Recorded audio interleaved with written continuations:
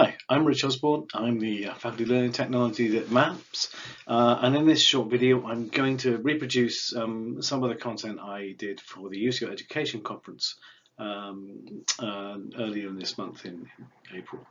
So without further ado, let me crack on and I'll help to explain a little bit about authentic assessment, what it is, and how you might design it in your own assessments. So a little bit of background first. Why am I talking about this? Well, I was in charge of something called the Collaborate project that happened at X University, as it says on the screen. We finished in 2014. We had a lot of money and a lot of time to explore these ideas of assessment, technology and employability to see what we could come up with as some new ideas. So this presentation I'm giving now is exclusively based on what we discovered during that project. So what were we doing? Well, I say there were three key threads and the questions we were exploring in this project. So we were looking at, well, firstly, employability. Is there a gap in employability provision? Are we giving students enough in what we're currently doing? Secondly, can assessment be a vehicle through which to address? What can we do with assessment as a tool? And speaking of tools, what role does technology play in this? Now, I'm not going to talk too much about the technology side of things. But I can talk about it separately if people want to contact me individually about the role technologies play. So let's look a little bit quickly at employability as an issue within the universities. This graph is supposed to represent three different threads, or three different attempts to look at employability. So on the right hand side, you might have a straightforward internship. You're actually putting someone into a job, but they're still a student, and they're trying to work things out on the job training kind of thing. In the middle, we have a classic kind of situation where we often have a work experience module in a degree program. So you have a separate module purely devoted to employability.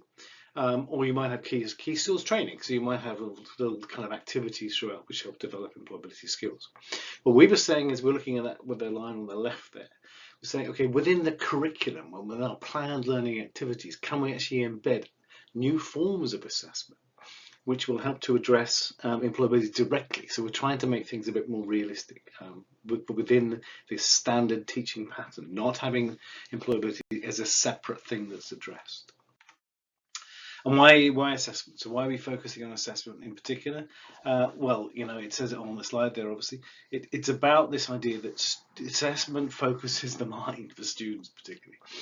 As Gibbs says, what they tend to focus on, it tends to be dominated by what they're going to be assessed on. So, they can be very tactical students and very planned in how they manage their learning activities based on assessment. But there is this, twist, of course, that exams may not be a brilliant way of assessing students if you're trying to develop employability skills, trying to develop real-world kind of knowledge and behaviours and activities. But this brings us to the idea of authentic assessment. So what is this idea of authentic assessment? Why do we bother with it? As I say, the exam is not a common practice when you're in work, when you actually move into the office and you start doing a job, or not in the office, or that may be whatever you're doing. They do not encourage this deep approach to learning, and they do encourage this mechanical approach to like rote learning and trying to regurgitate information. We know this about exams. We're not saying exams are actually bad. There's a reason we need to validate our student understanding, but there may be better ways of assessment if we're trying to develop other skills. And that's why authentic assessment comes into the mix here. So authentic assessment, it originated in the US, so it's relatively new as a concept, and it is all about this idea that it's about trying to get students to develop the skills, the same skills that we do in the workplace, actually within the assessment itself. So the things that it says in there, they're going to apply in their professional life. What are they going to have to do when they get into work? What kind of skills and knowledge and attitudes are they going to have to apply? So, and again, I'd like to reiterate that authentic assessment is an option. It's something that's interesting and useful, but it's not a be-all and end-all. It's not a savior or whatever. It's a form of assessment that may be appropriate, maybe not. That's what you kind of have to work out for yourself. And there is actually, on that note, this idea that the term authentic kind of suggests, well, that it's better, more genuine, more real. We found this as dangerous words in our project, and we get some tensions with academics, with colleagues that we never anticipated happening. So there wasn't. You've got to be careful as you use the term authentic. So someone can say, "Well, this is authentic in my context. What I do is authentic." You can't say I'm not authentic. So for a while we used a different term, but I think authentic assessment is so embedded, it's important to stick to this term, but just help people to understand we're using it in a slightly different way. So what did the project do, this Collaborate project, on these 3 years and all our money? So we did a lot of literature review. We looked at, then there's a fair body of work on authentic assessment, which is great to read. So we sifted through all that. We did loads of interviews, but not just with academic colleagues. We interviewed students, we interviewed employability experts, we interviewed employers. We looked at a wide range of people and tried to get a really deep and broad feeling on what it meant to do this kind of authentic style of assessment. And obviously lots of analysis trying to pull the threads together. Speaking of threads, these are the threads that emerge from that project. I mean, we ended up calling these dimensions in the end. But these are the kind of things that we teased out. And I made this kind of a bit messy because they were kind of messy. It's not an easy kind of clear picture that emerged. There's several different elements emerge from the project in this kind of weird pattern. But obviously, if we want to make this practical, we wanted to turn this into something a bit more usable. But let me talk about these dimensions first individually, and then I'll talk about the model that emerged, which is the useful model for designing authentic assessment. So first off, real-world problem data. The idea of this dimension is that data in the real world is messy. You'll notice when I used a graphic here, that's actually Newton's notebooks, and I liked it because it's messy. There's an odd pattern in there, odd structures, there's scribbles out, there's numbers on the side, and all sorts of text and things. When we get data in the real world, it doesn't come in pretty forms where it's easy to read and understand. It comes in messy forms. And so adding that dimension in helps to people to realize that sifting through and curating data and working out what the pattern is they have to analyze is part of the problem. And so that's what we included this dimension. Collaborative working. Probably a bit of a no-brainer, but again, I've included a picture there for business. Working with people is kind of default in business. You're almost always having to work constantly with other people, other individuals. And critically, I think this is one of the important aspects of the dimension, is not necessarily people you might want to work with. It might be people you don't particularly get on with, but that's not the point. You have to, because this is the world of work. But developing a professional relationship is one of those skills you have to do. So we say teams are important from day one. Varied audiences. I mean, I picked this picture because I think it shows, a classic picture of a male academic, could have been a female academic, whatever. The point is, the academic is usually the same in all the assessments, and you, as a student, get kind of used to that, and that doesn't provide much of a challenge. In the real world, your audience is always shifting, different clients, different challenges. It might be peers, it might be people outside, it could be a supplier. You're constantly having to adjust what you deliver based on the audience that you're having to deliver it for. So that's a challenge in itself. So we say try and think about the audience in each case for your assessments. Multiple assessment points. Again, I put a list in there as a classic image because in the world of work, again in business, you tend to have lots of assessment points. There isn't just one thing per year you have to work towards. You've probably got several in the week, maybe in a month, maybe in a quarter, whatever. They keep bundling on, and some of them can be quite rapid as well. You might get them coming up quite often. So having a more unusual pattern of assessment points is quite classic in the world of work. Like structure. The idea of this one is a bit contrary to what we often recommend with our assessments, saying we shouldn't be giving too much structure to students rather than we should. The idea being here is in the real world, again, you sometimes have to discover the structure for yourself. And I put a picture up there of the teacher's standards. I'm a qualified teacher. When I trained, you get these standards, you have lots of good training, but a lot of it is going out there and trying to work it out for yourself. So going into the classroom and trying to apply these standards in a logical and clever way that works with the students. And you do have to work it out yourself. You are given some guidance, But you have to kind of decode them and then work out how to apply them. And we say here in reward student approaches, I think the point is here, if this dimension is get students to seek out the guidance from the real world that will help structure their work and allow them to build that structure themselves in it, and reward them if they do a good job. Peer self-review. So this is the last dimension. Again, in the world of work, what we argue in here is you're constantly being reviewed by peers and by self. You're standing up making presentations, you're having to justify decisions to your manager. You're in a constant cycle of self-review, making sure you're doing what you need to do to get your job done, but also being reviewed by others. It's a very cyclical, ongoing nature, and it's something that doesn't happen so much in normal assessment. You do the one essay after you've done all your studies, and then that's reviewed by an academic. There's very little of this back and forth and this interplay between you and your peers. We think that's another important dimension. So there you go. There's my 6 dimensions, which I've talked about, clarifying. And that's the model we put together, which allows you to actually do something practical with it.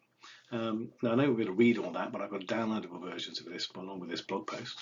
But the point is, you've got a structure now to fill in, and these were A3 sheets you're supposed to print off and kind of get messy with. I'll show you examples of those in a second about how we get messy. It's a 2-stage process. The idea is you first lay out, in that blue ink in the middle there, where you are against these dimensions in your current practice in assessment. So it gets you to reflect and say, well, what am I doing in terms of buried audiences? Do I have buried audiences or not? Or is it just me? What am I doing on collaboration? Is there any collaboration in my module and my assessments? And then once you've done that, you can then come back to it and think, well, what can I do to change my assessment, to add in, which will help to improve it, it will increase the level of authenticity. And this is something I've said before. In a way, there is no such thing as an authentic assessment. There are simply dimensions of authenticity which you can include in your assessment practice. So, it's a different way of thinking about what the nature of assessment at that point. So, maybe there's good reasons why you wouldn't have these dimensions in certain assessments. Maybe you'd have 1 or 2, wouldn't do all of them, and that's fine. This is not a kind of like, this is what you have to do. This is a thinking tool to help you change practice. So to give you an idea, if I'm doing this now, I might be, think, how much colour I am now. Let's just go for the blue pen. I might say, oh, my audience is only me. So, really, I haven't thought about this, and I've got 1 assessment because I've just got 1 exam. Maybe I do some kind of formative stuff, so I might give myself a bit more here. But structure, I'm very much, again, in the middle, perhaps. Collaboration, well, maybe I have been doing some teamwork and getting to work to teams, and maybe I have, brought in a real world problem. So you might instantly find that some of your dimensions are actually, already doing well. And sometimes we join these up to help to give a little radar picture and to think, well, that's where I am now. And then the idea is very much to come together as a team. If you've got a team or colleagues you can bring in to think about where you might change. I think, well, why am I the only audience? Let's say if I want to kind of bring it up here. How can I do that? What will I do to my assessment to bring it up here? And maybe I'll add another assessment point, 2 more assessment points. I'll break that up a bit, get some other people as the audience in here. I'm thinking, maybe do one of these as a peer review, and you can immediately see, I think, I'll leave this where it is, that's fine. And I'll just take a little bit of the structure away, and I'll give them some guidance from business. And you start to see how you expand out on the model, and you start to bring more authenticity into what you're doing. Now, I just wanted to give you some ideas here about where you might go with this. So I've completed some examples we created on the project, just to give you an idea how messy they get, if nothing else. So you see, we've got in the middle there these kind of blue lines of where this colleague thought they were in the beginning, and some of them are quite, authentic already. And then the red ones out here where we thought we could get to with various changes. So we added extra quizzes in, diagnostics, we added some technologies. This is an example of where technology might come to play, so adding blogging and things. The role technologies can play in this model is by supporting activities that may be a bit challenging. So, peer review and things. If you get someone to write a blog post, it's very easy to comment on that, to have an element of peer review in it. So Blogger is not a bad tool for using it, similarly for bringing, say, in new audiences in, or exposing yourself to new audiences. So you can see how these tools can be quite useful.